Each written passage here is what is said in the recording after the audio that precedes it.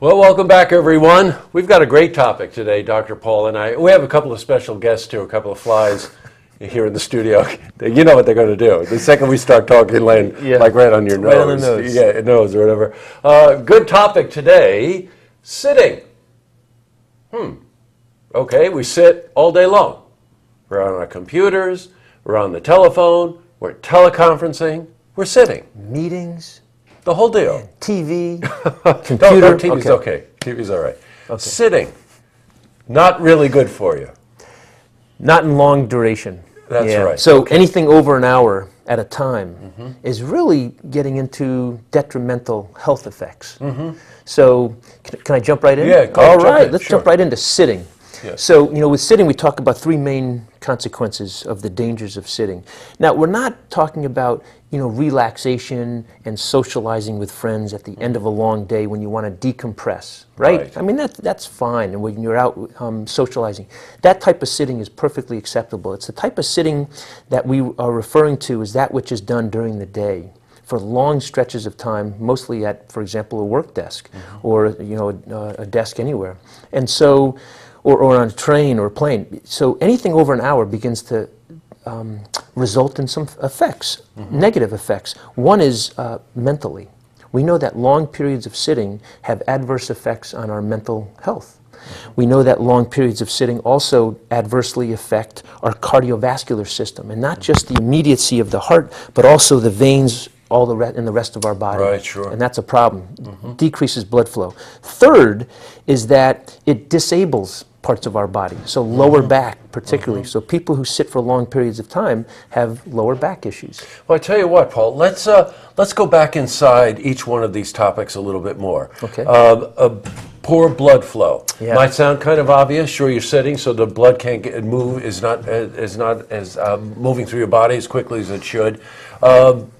Tell us a little bit more about that. Yeah, so there's very strong and compelling data, research data, to show that people who have sat for 3 hours can reduce their blood flow in their legs by 50%. Wow. I mean, that's huge. And that can't be good because you start to run into issues where clotting issues. Potentially. Right? Potential yes, clotting issues, potential right. clotting. I know that's somewhat extreme, but that's what they always tell you if you're taking a long flight between New York and L.A. That's for instance, get up and walk through the aisles every once in a while. Absolutely. Do a deep knee bend. So that is a possibility, but that sluggish blood flow contributes to a lot of other unhealthy conditions.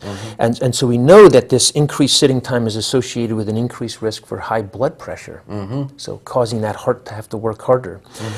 We know that it's also associated with heart disease in general. So higher cholesterol levels result from people that sit longer.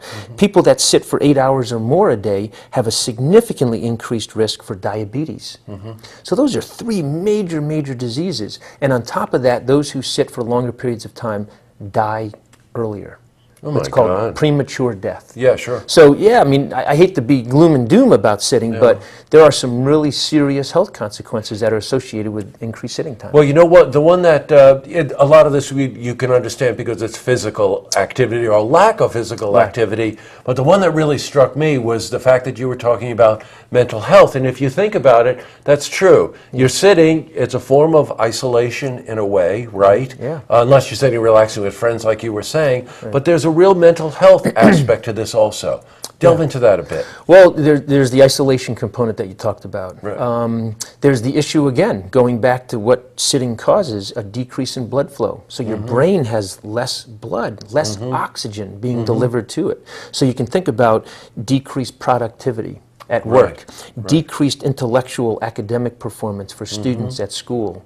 So it's associated with an increased risk of depression, people that sit longer. So the mental component of sitting is really serious, and we need to be careful about paying attention to this in people. And this whole social thing, like you said, I mean, the longer you're sitting, the less likelihood you have of getting up and going and visiting a coworker. That's right. Or a friend, or just getting that blood to course through your body a little Well, you bit. know what? There's an interesting ad campaign that a body at rest tends to stay at rest, a body in motion tends to stay in motion. Yeah, that's So great. you're right. So that whole tendency, I'm sitting, oh, I don't want to get up. And then, of course, maybe you start eating, right? You would Yes. always think the opposite. You would think that if you're active, you eat more, but not necessarily, right? That's correct. In fact, there was a recent study that was just conducted that showed that they took two groups of conditions of people, and they had one group of people sit for a day of equivalent at work, and the other group stand up every now and then, every hour, and they monitored their food intake. Now, you would think that the group that was being more active would eat more,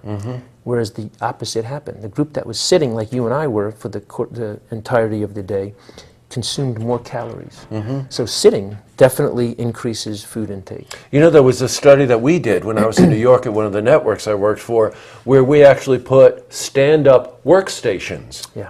in the studio, so that if we were working on our computers or whatever, that just the act of standing up and working made you move more and made you have more interaction with other people. You're still doing the same work, but you weren't sitting, you were standing. I'm glad you brought that up, because that moves into this next component of the counter, or the answer to increase sitting time, and that is movement in the form of what we have termed an acronym NEAT. Oh, you N-E-A-T. used that months ago, you mentioned this to me. Yes, NEAT. That's right. I forgot what it meant. N-E-A-T though, right? N-E-A-T. It Yes. means non-exercise activity thermogenesis. Now, that's a fancy name for Right. things like fidgeting. So people who are caught in meetings for extended periods of time, or driving in a car or a train or a plane, they can just move their feet. You know, jiggle their legs. I have a son who's a drummer, so you know, he's constantly banging his hands back and forth Yeah, on sure. the furniture and things like that, driving us nuts. But being physically active without performing regimented exercise. Right. And which is interesting, Jesse, because they've done studies where they've had people sit for an extended period of time and then exercise for an hour, and they are less healthy than people who don't do any exercise, but who just remain neat. Right, got Just it. remain active. So NEAT also involves just standing up every now and then. So the workstation is ideal to help counter the negative deleterious effects of sitting. You know, and I think it's probably fairly well known, right, that if you're standing, you are moving. That's right. Your You know muscles what I are mean? Your contracting. muscles- yeah, and if you're sitting, that you have a tendency not to move. And then Dormant, yeah. Yeah, no, it's just not healthy. Oh, we sit all day long. We're sitting right now. Maybe we should stand up. You Well, think we should will, stand yeah. up quickly? I think I need to stand But up. it is a good reminder, you know. Yes, And so there's totally little right. tips that people can do. They can be neat, they can fidget, they can move their limbs, they can stand up whenever they can.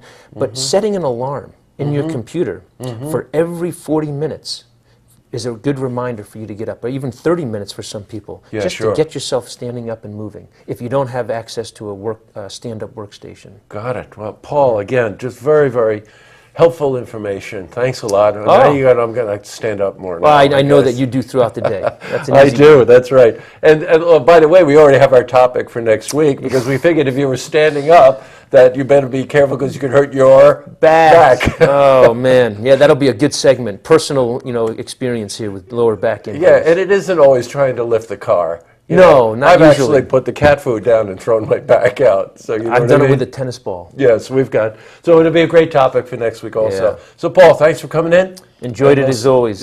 Likewise, and I'll see you next week. All right. See this interview again. Head to our website, looktvonline.com.